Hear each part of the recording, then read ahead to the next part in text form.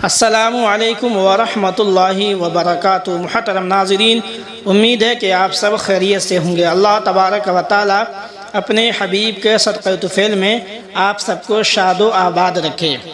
ناظرین، آج کے میرے اس ویڈیو میں ان بچوں کے لیے ایک خاص عمل، خاص وظیفہ لے کر حاضر ہوا ہوں جو بچے امتحان میں کامیاب ہونا چاہتے ہیں۔ اگر آپ نے میری پوری باتوں کو سن لیا تو انشاءاللہ تبارک و تعالی آپ اپنے امتحان میں ضرور کامیابی حاصل کریں گے، کیونکہ میں اس حوالے سے بہت اہم باتیں آپ کو بتانے والا ہوں کہ بچوں کو یعنی اسٹوڈنٹس کو کن باتوں سے امتحان کے پیریڈ میں بچنا ہے اور کیا کرنا ہے۔ اس سے پہلے آپ سے میری گزارش ہے، اگر آپ میرے چینل پہ نئے ہیں تو میرے چینل کو سبسکرائب کر دیں تاکہ سب سے پہلے اسلامی معلوماتی ویڈیوز، قرآنی وظائف کے ویڈیوز ڈیلی آپ تک پہنچتا رہے اور آپ کے معلومات میں اضافہ ہوتا رہے۔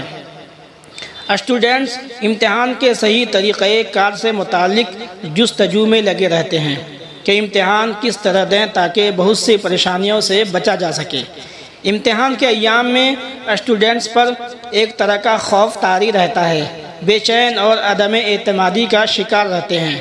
یعنی امتحان کے دنوں میں ان کو یہ یقین نہیں ہوتا ہے کہ میں امتحان میں کامیابی حاصل کر پاؤں گا یا نہیں، یہ بے یقینی ہوتا ہے۔ یہ ایسی چیزیں ہیں جو انسانی معلومات اور اس کے ذہن و دماغ کو متاثر کرتی ہیں۔ یہ چیزیں ہمارے اندر نہیں ہونا چاہیے، جبکہ امتحان کے ایام میں، دنوں میں معلومات کی کمی بہت بڑی محرومی ہے، اور پھر یہی محرومی اسٹوڈنٹس کی ناکامی کا سبب بن جاتی ہے۔ ایسے میں امتحانات کی تیاری کے ساتھ ساتھ دعاؤں کے ذریعے اللہ سے مدد طلب کرنا چاہیے۔ یہاں چند دعائیں پیش کی جاتی ہیں جن پر عمل کرنے سے انشاءاللہ امتحان میں کامیابی حاصل ہوگی۔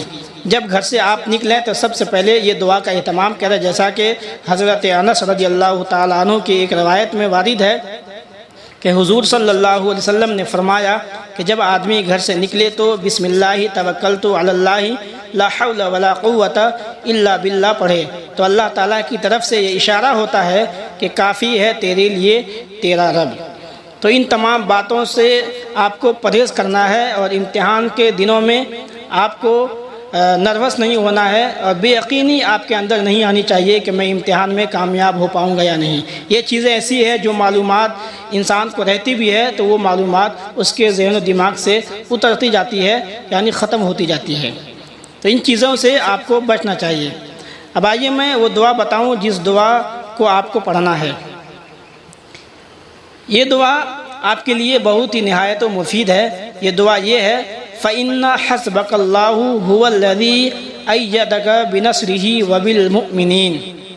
یہ دعا امتحان یا کسی اور کام میں کامیابی کے لیے اس آیت کو جانے سے پہلے 7 مرتبہ پڑھ لیا کریں، انشاءاللہ ضرور کامیابی حاصل ہوگی۔ کوئی بھی کام ہو یا پھر امتحان ہو، اس آیت کو آپ پڑھ سکتے ہیں۔ دوسرا وظیفہ امتحان میں کامیابی حاصل کرنے کے لیے یہ ہے کہ عشاء کی نماز کے بعد اول و آخر 11 مرتبہ درود شریف کے ساتھ 300 مرتبہ الملک القدوس الملک القدوس الملک القدوس پڑھ کر خشوع و ذو کے ساتھ اللہ تعالیٰ سے دعا کریں۔